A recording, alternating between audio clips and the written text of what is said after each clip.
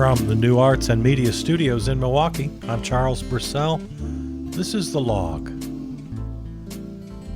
And we bid farewell this week to Joseph Robinette Biden. We have mixed feelings about President Joe, around here. He's actually leaving with 3 addresses to the nation. I'm recording this just after watching his official farewell address from the Oval Office, so we'll talk a little bit about that. But it started last week, I guess just a week ago today, was it? Or tomorrow? I forget. The service for Jimmy Carter, he gave the eulogy and made some pretty good noise doing that. And then a couple days ago, he spoke to the State Department for that farewell address, talk about the foreign policy goals and initiatives and future. Yeah, let's go back to that eulogy for a little bit. He made some references to the Orange Menace that were pretty good. But it's funny because it was so... It's just funny that everybody knew who he was talking about. Everybody did. Friend and foe. MAGA knew, we knew, everybody knew. All he had to do was say things like, we shouldn't abuse power, that we should be honest and kind and hardworking. And everybody knew that was a dig at the Orange Menace. I mean, how telling is that MAGA got all upset? How dare you talk about our guy like that? What? Because I suggested we should all have the best interests of the nation at heart?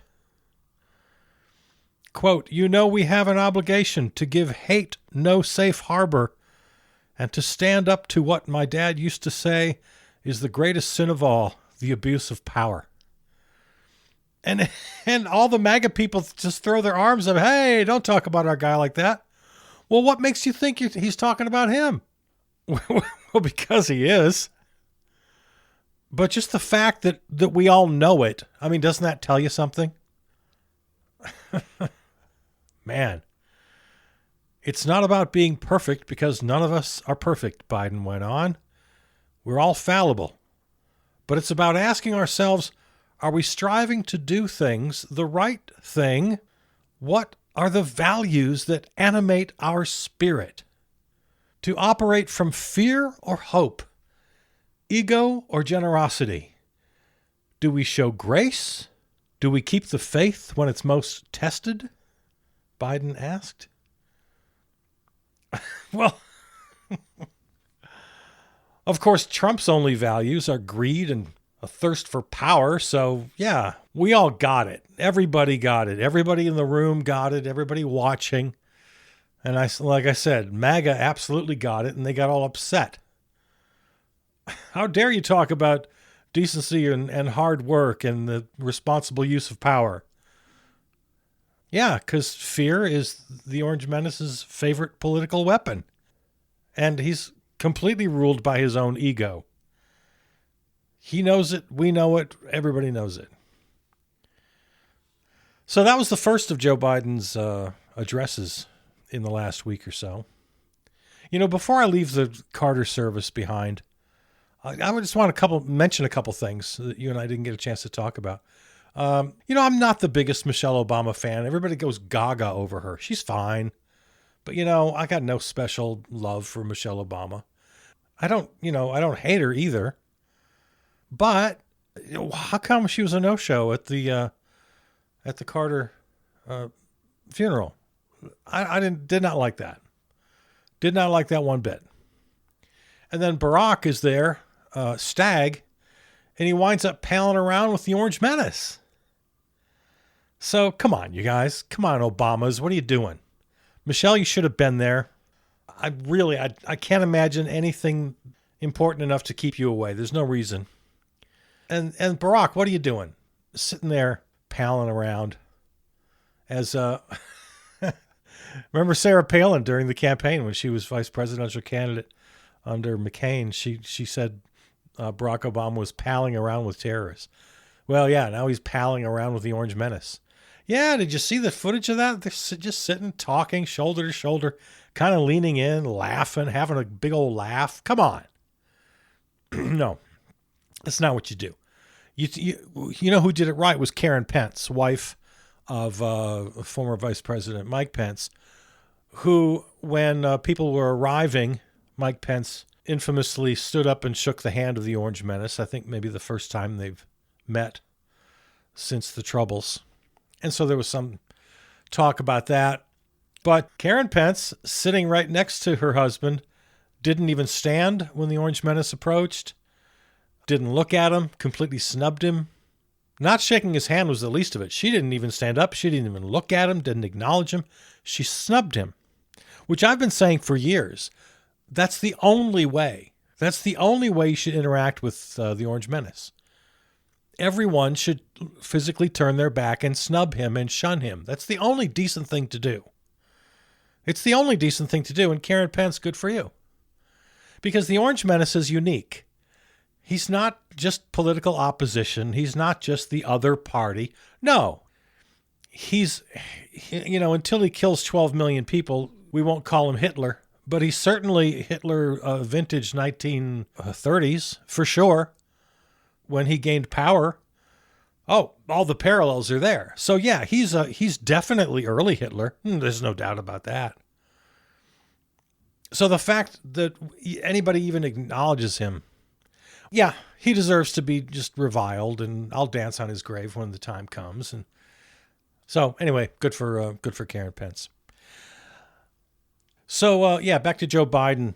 I didn't really take any notes, although I heard the speech to the State Department the other day. It's pretty much what you'd expect. He thanked them, and he was very presidential. And that's the thing about Joe. You know, I have mixed feelings, to say the least, about Joe Biden and his career.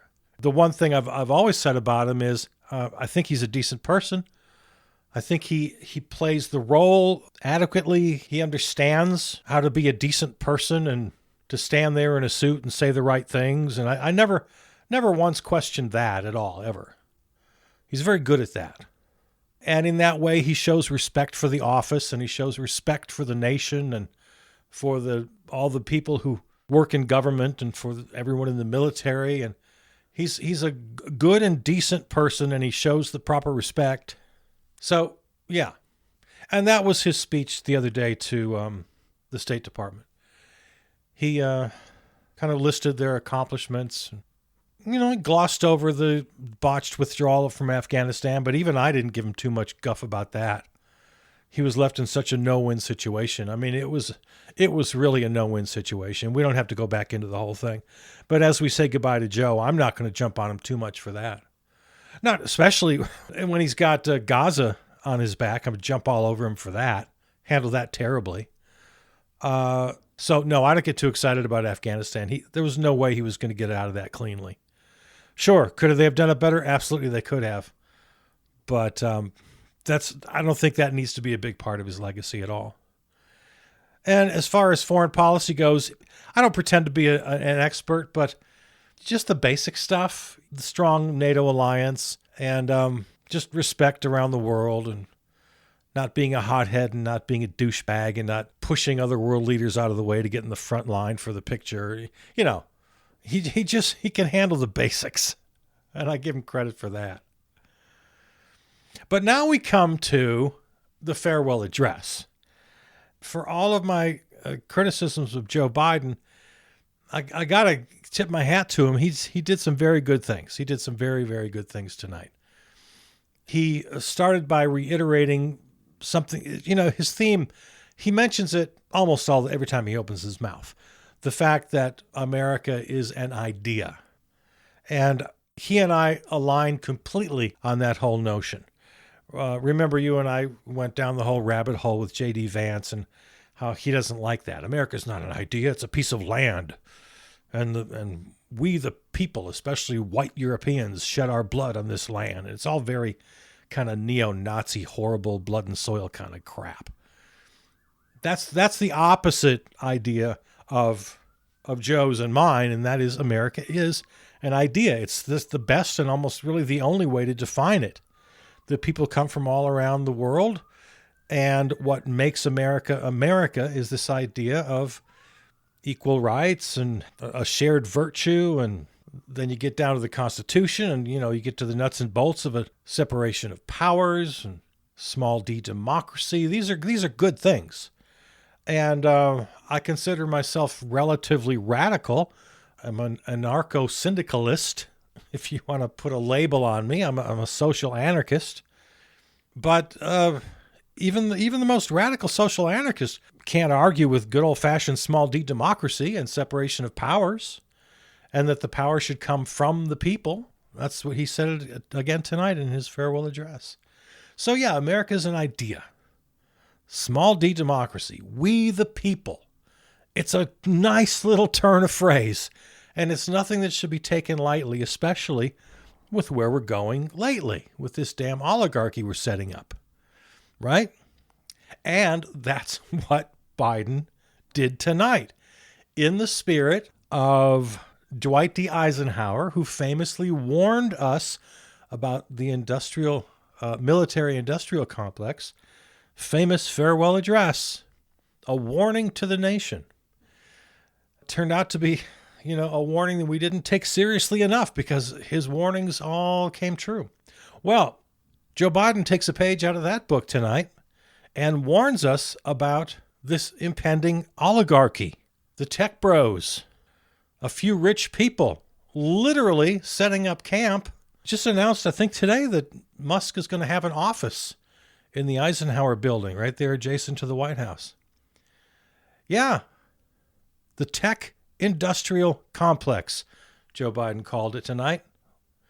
And it's his warning to the nation. Beware the tech industrial complex and this impending oligarchy and the abuse of power.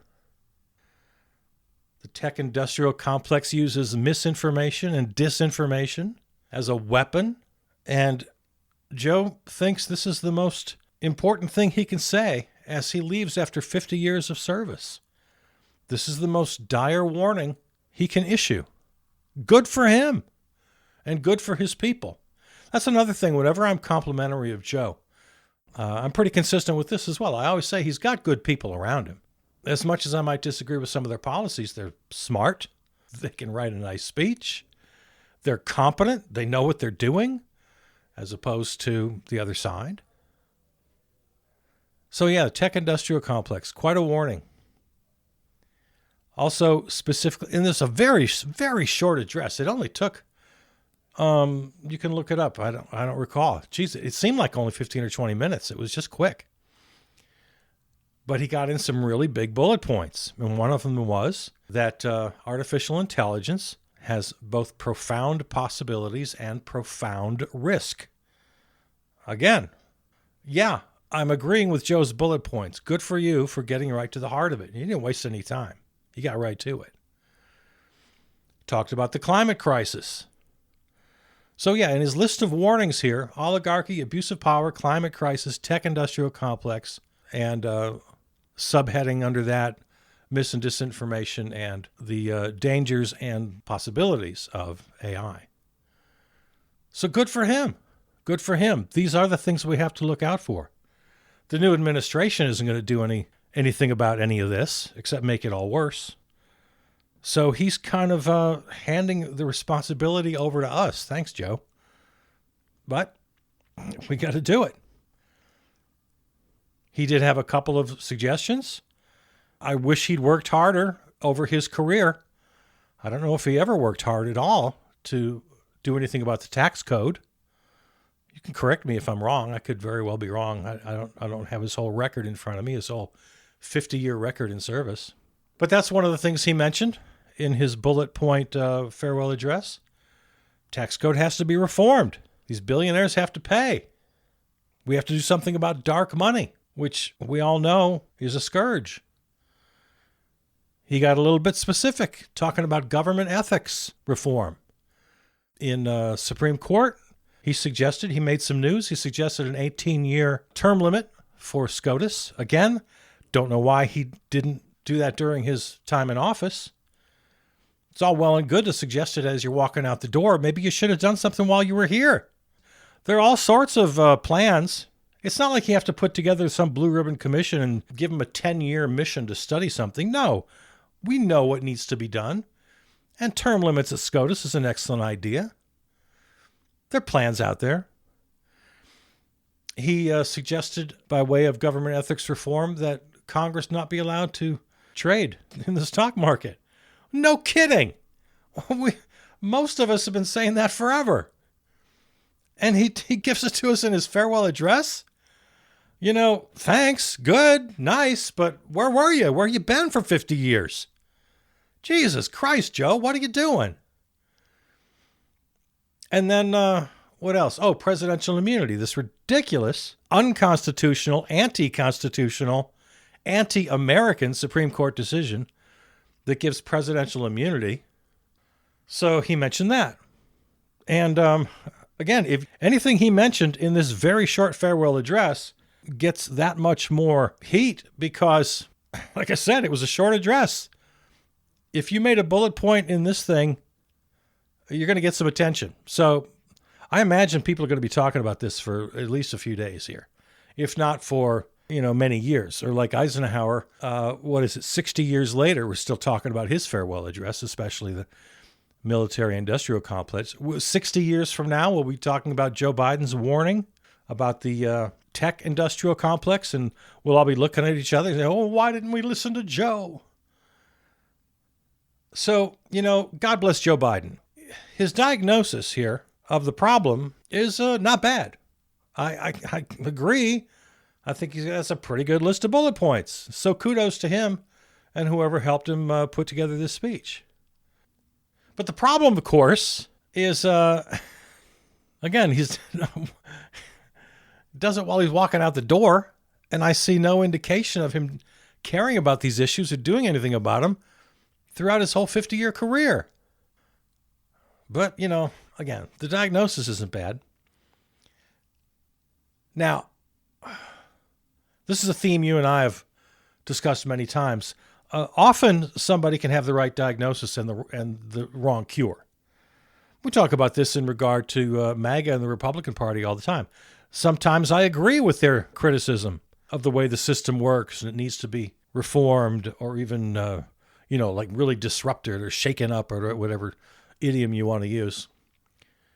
But the way they go about the cure is 100% wrong. So this is happening with Joe too. Okay, so he's got the diagnosis of the problem, I think, pretty much right. But he's got such an old-fashioned cure. Such an old-fashioned kind of squishy liberal, neoliberal, centrist, old capital D Democrat. He can't take us, as I've said many times, the Joe Bidens of the world can never take us where we need to go. We absolutely have to insist on small d democracy.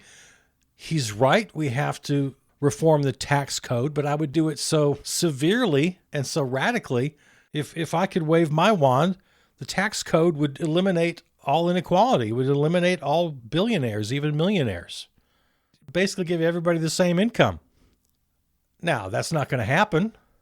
I mean, it could. If anything could happen, we just have to decide. We just have to agree together. But the point I'm making here, Joe Biden and the Joe Bidens of the world, and I include Kamala Harris as one of the Joe Bidens of the world, and most other capital D Democrats right now, there's not much light between them. They're never going to get us where we need to go. The problems may be, yes, the problems they've defined correctly. The solutions, they're nowhere near. We have to get rid of money. We have to get rid of profit. And he's still a capitalist through and through, like Nancy Pelosi and Kamala Harris and all the rest of them. If we're going to beat the oligarchs, if we're going to beat MAGA, if we're going to beat the Orange Menace, there needs to be an opposing vision. Not to go back to the 2024 election, but just long enough to say that was the problem. Of course, we don't like what's going on, so we look for an option, a solution. Well, if you don't like what's going on with Joe Biden. And then you look around for the okay, well, there are other solutions. There are other options. There must be another option. Oh, well, it turns out there's only one other option. And these dummies take it. The old school capital D Democrat is never going to take us where we need to go. It's not an opposing vision. We have two visions, both of them fatally flawed. We don't have a Bernie party. We don't have an anarchist party. You know, we got the Greens and we got the socialists, but they're so marginalized by the powers that be and these great institutions that Joe Biden keeps lauding because he's an institutionalist. Well, one of those institutions is the two-party system, which keeps us from progressing. So Joe Biden, thanks for your service. Thanks for pointing out these horrible problems we got in front of us. But, you know, thanks for nothing when it comes to creating any kind of an opposition party, any kind of a solution to these problems. Capital D Democrats don't have a solution. They don't have a vision. All they seem to have is nostalgia. Oh, wasn't it great when FDR made all of his acronyms? Joe was on the money in his farewell address. He talks about the distribution of power. It comes down to the distribution of power. Yes. God bless you for highlighting that. But he and his can't seem to surrender their own power. They don't trust the people any more than MAGA does. They want the power as a party. They want to lead rather than serve. They don't trust us any more than MAGA. So I love you, Joe. I think deep down you're a good person and you try to do your best. But man, you've been old for a long time. You've been a centrist when we needed lefties. You've been a capitalist when we desperately need an anti-capitalist, post-capitalist option. We've needed it for years and years, and you're just not that guy. And the party you're leaving behind is not that party. And now the Orange Menace comes in. And as we have our little peaceful transfer of power, something you love so much, I'm not going to give you trouble about that. I agree. Peaceful transfer of power is what should happen. But at the same time, let's be honest about it. This week, and we don't have time to talk about it today, we will talk about the Senate confirmation hearings and the people who are going to take their position in the Orange Menace cabinet. It looks like everybody's going to get confirmed now. That's the way it's looking. Unless there are any surprises that come up that I don't know about. But it looks like Republican senators have just decided to get in line. So there's just frightening incompetence, frightening potential for oppression, continued decline. Decline is too soft a word. Attack of democracy. This is not normal politics. This is not like anything in my lifetime, and I'm older than you, probably. It's not politics as a spectator sport, which when I was a kid, it could actually be kind of fun. As I was coming up, yeah, take it seriously, but it's also just, it can be almost entertaining, just to see the ins and the outs and the fights and who's winning and who's losing. And yeah, as a spectator sport, politics used to be kind of fun. But those days are so long gone. Anybody treating politics as a spectator sport these days, you have to be pretty dim-witted or callous, one of the two. Either you don't understand the real dangers that are presented, or you don't care. I don't know which it is. But we are facing real danger. I'm talking real danger, public health. 1 million people died from COVID, and half of those deaths were unnecessary. And now that could happen again with polio. Who the hell knows? Civil rights. Every attempt to steal back civil rights gained by women, LGBTQ, people of color. Economic hardship. Basic economic justice fought for years. And before I let the time run out here, I'll give Joe credit. He certainly can count down his accomplishments, and they're real. the infrastructure bill and the Chips and Science Act and the negotiating lower prices for drugs. Sure, there's a lot that happened there. As I always say, it was absolutely in the Inflation Reduction Act, the largest, most ambitious agenda to fight climate change in the history of the world. Now, I'll say, as I say every time I mention this, that's a very low bar. It's a fraction of what we actually need to do. And it completely ignores the fundamental structural issue that we've already alluded to a few times. You got to take away profit. You got to take away money. You can't just be pretending that these private-public partnerships are going to work. You can't keep the profit motive, the profit incentive as the driving engine for private for-profit companies to somehow save us from the climate crisis. That's insane. But yeah, he'll itemize his accomplishments, and I'm not going to argue with him. Yeah, they're accomplishments. They're small relative to what we need. Many of them can be undone by the Orange Menace. Well, this is a momentous time here. We move from one administration to the next. It shouldn't be that momentous, but when you're going from Joe to the Orange Menace, yeah, it's pretty big. And as I said, all of these nominations, all of these nominees, this clown car, many of them just a complete and utter joke.